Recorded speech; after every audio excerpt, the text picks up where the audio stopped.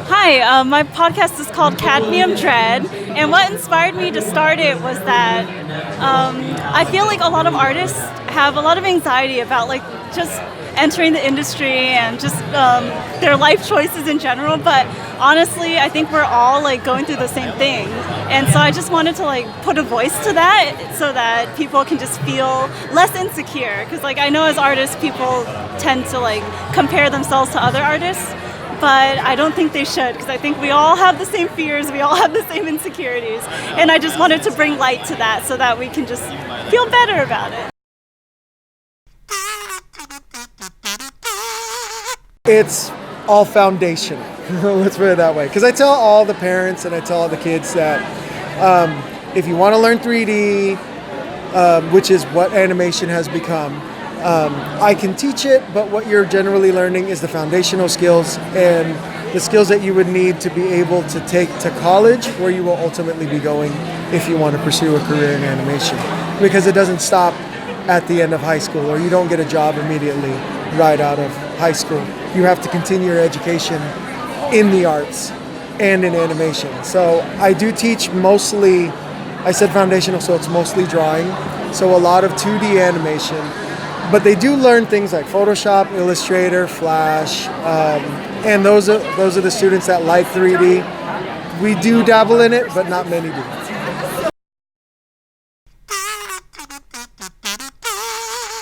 I think what helps me, especially since I just kind of went through a moment like that where I was feeling very discouraged, aside from, and it's very cheesy, but they say stay positive, keep thinking positive.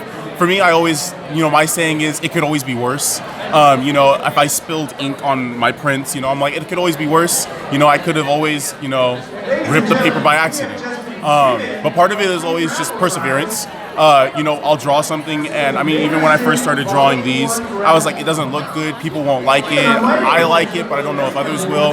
But I just kept drawing it, I kept getting feedback, I kept asking what people wanted to see, and I just kept going, even though I felt like I was in a place where I was stuck, I just kept trying, and eventually I just got myself out of the rut, and it's helped because, I'll get myself in a situation where it's like, oh man, like, I don't know if I can keep doing this, but then, I get that knock in the back of the head that says, hey, just keep trying, because eventually I'll find that light that breaks through the darkness, and it's helped a lot.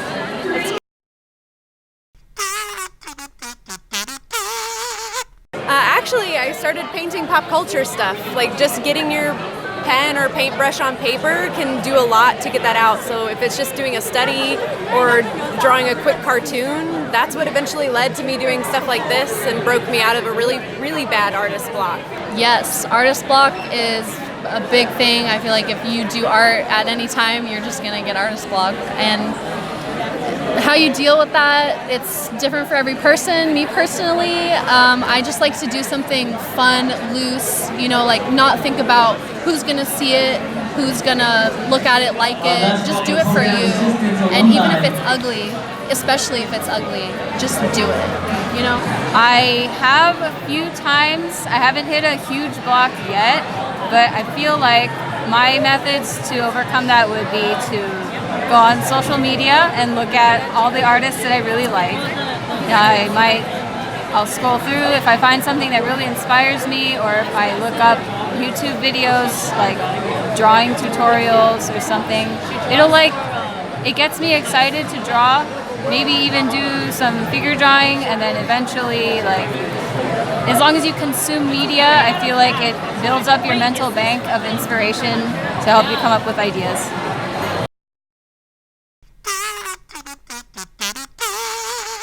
Yeah, so I actually had a project where I worked on a feature film pitch, and it was part of a musical film, and then they asked me to do a sequence to a song, and it was a very difficult song or point in the movie where it was very emotional, and I never experienced the same emotional place the character was in, exactly anyway, and so getting to that place mentally was very difficult.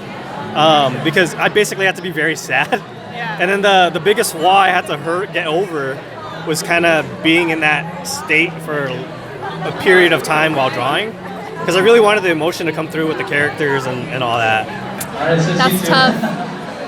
getting unstuck from a project, I guess, try to hit up some friends, ask them what they think, get some advice, because we're all stronger together. I guess it's cheesy, but... So I'm going to look at it as when I get stuck with coming up with, let's say, a viz dev piece or a concept idea, or even story, because I'm always encouraging my students to create a story all the time. And the biggest way that I tell them is to always, one, look for things that interest you, and also talk to people about your ideas.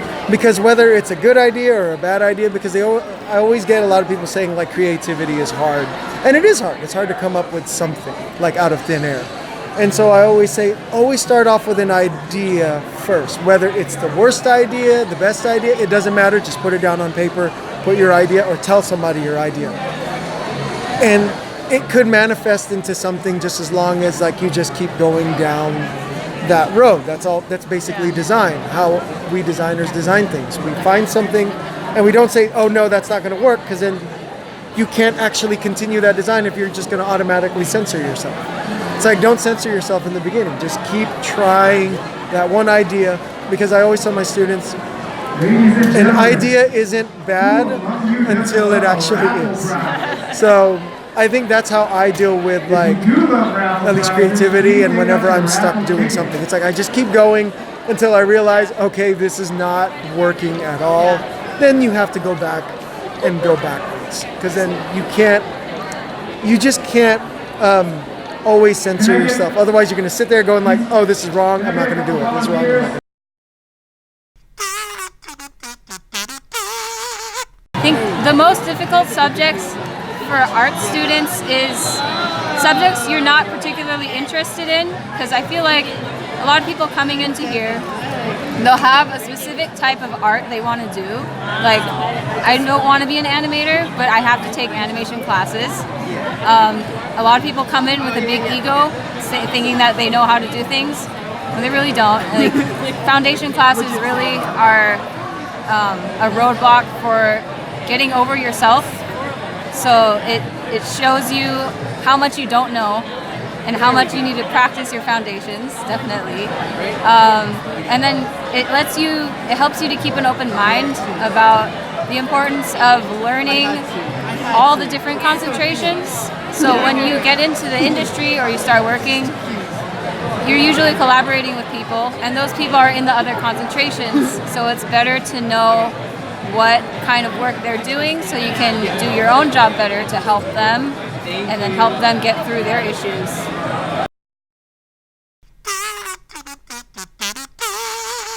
It's so valuable. If you can make connections, that's the biggest thing. Like, be grateful for the people around you and don't take them for granted. That's the whole reason I have a job in the first place, is because I knew the right people. And yeah. Definitely a sense of community and collaboration, because before I came to college, I wasn't a very outgoing person. I'm still not, but I think this place, it super emphasizes like community, working together. Like any time you come into the art building, there's always people in there working together and like getting to know each other across different grades, across different concentrations. It's a really good community. The benefits, oh my gosh, it's like a family. Being away in college, away from, my relatives, away from a lot of my friends, it's really hard to make friends with a lot of people, especially being introverted like myself. But with the Shrunken Head Men, we're all a bunch of people who we love the same things. We share similar interests. We love to do art. We love to talk about art. We love to cry about art. And it gives you that, that family dynamic. You have members who, are older, who are going off into their industry, some who are just starting, and everyone has their own different experience. And so it gives off a lot of different experiences that I personally have found so much great use from. And it's just helped me to grow as a better artist, and also help other people as well. It's a community that keeps on giving and never takes away from you.